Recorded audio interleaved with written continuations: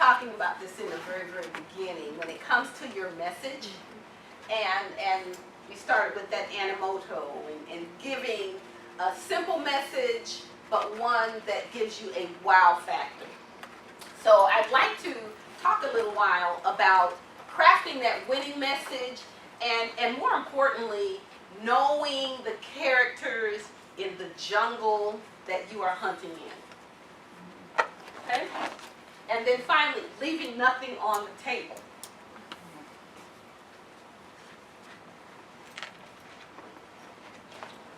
When you're organizing your marketing message, you definitely want to know, who am I speaking to? What am I talking about? Do they understand our offerings? Did you all understand my offerings? Yes. Where are we focused compared to where is the customer focused? And why is there an urgency to do this? And this meaning purchasing our offerings, having a conversation with us. Why are we having this conversation that hopefully ends up in a sale for us? Well, let's see why and how we work through that.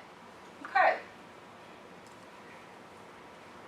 Now that we understand the questions, we need to understand who is in our jungle.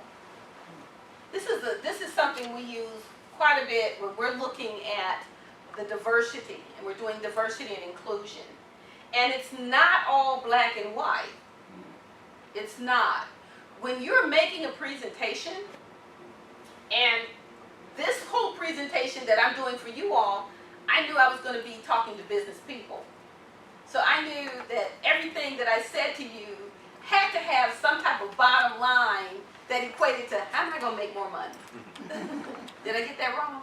Okay. So one of the things that we need to do when we are marketing is understand who is in front of us. Who is in front of us? What jungle did we walk into? So with that being said, we've identified 5 characters that you need to be aware of on 2 sides. One, your own, and the other one is the people who you're making your presentation to. So I know for sure, to give you an example, I'm a prospector. Not because I'm an entrepreneur, but I am a prospector. Because I've learned how to talk all the languages. All the carriers. I can go to anybody's jungle and talk the language fluently. But if you're not a prospector and you're a spokesperson and you're on the side when you're trying to close the sale, guess what? You're going to have to learn how to shut up. Okay? They don't call them a spokesperson for nothing. Spokesperson knows how to talk and will talk. They are communicators. So they forget to listen. If you got a customer who is a spokesperson, you've got to learn how to catch the breath and jump in. Okay? Because if you don't, they're going to look at you like, why are you here? What are we here for? But they have a good time talking. So understand that this advancer is going to be a spokesperson. They're going to talk. The prospector is going to look at different avenues and alternatives to make things happen. Very deadline oriented. You remember I'm very conscious about that Kanban. Got to go back and talk to these people. So I'm going to be looking at the different alternatives and ways to do things and get things done and close on this deal, and then start servicing the customer. And we start servicing the customer and showing them what they'll have if they sign us as we're going through the courtship. Alternative ways of marketing.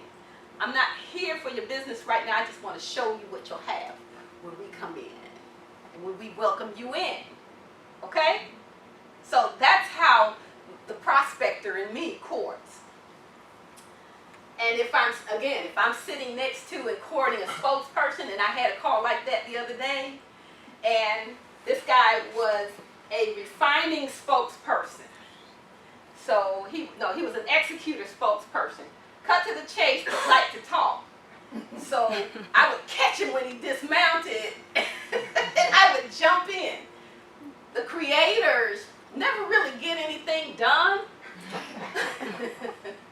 Love to meet, but they have a great time talking about the ideas.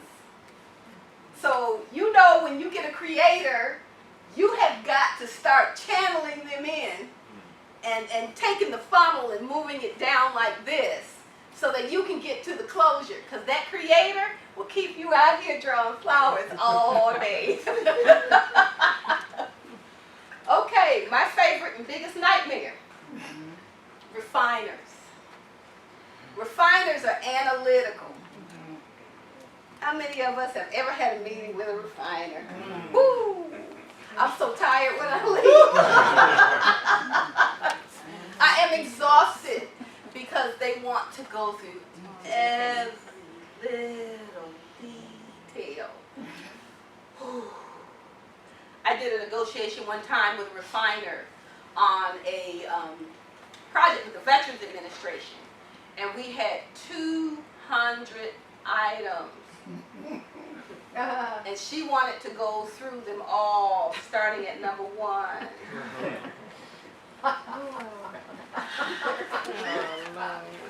Forget about being a prospector. My executor came out. I'm like, you know what? Just tell me the ones that you like. And she said, oh, that's easy. 7, 15, 25, 36, 42, 57, 83. Done! She said that was the shortest meeting I ever had when I negotiated with a contractor.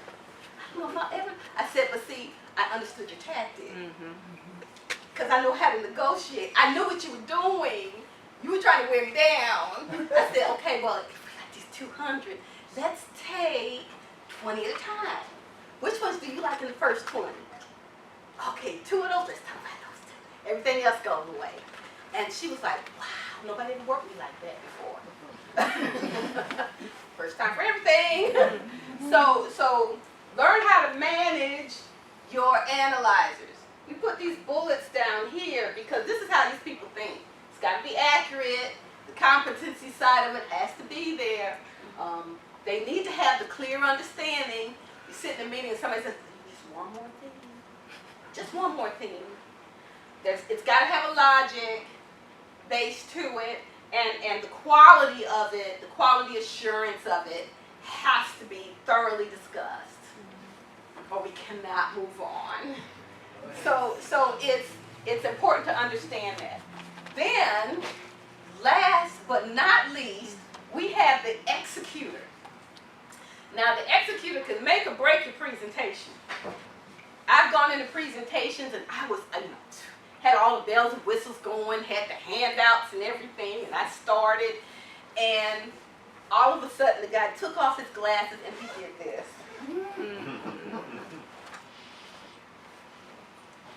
And I was like, okay, I killed it, I'm done. Let me just pack up my stuff and, exit stage left. And I said, yes.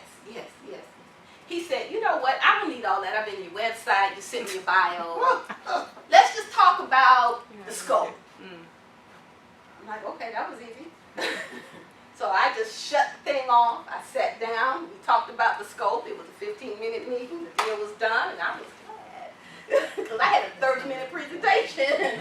He was not with that. He said, I want the bottom line. So, be clear on that. When you walk into somebody's office, their desk is clean, their credenza is clean, maybe one picture. Hey, how you doing? Thank you for inviting me. This is what we have to offer you. They'll get into the chit-chat if they want to do that, but more often than not, if you're dealing with an executor, what's the bottom line? What's the bottom line? I do that to telemarketers all the time. When they want to read their script, I take them off script, and I say, give me the bottom line. What's the bottom line? One guy wanted to transfer me. I said, no, you just lost a sale. Because that means you're not the person I need to be talking to get me to buy. And so, Be conscious of that. And if you're an executor, be careful. Be careful, because there are some people that want to come and chat, and they'll chat the whole hour that they give you, with the exception of the last 15 minutes. And then they'll talk business. And then they'll talk business. You have to know that. You have to know that. You have to understand that. And guess what? You can tell that when you walk into an office and you see pictures, you see personal stuff, you see trophies, you know.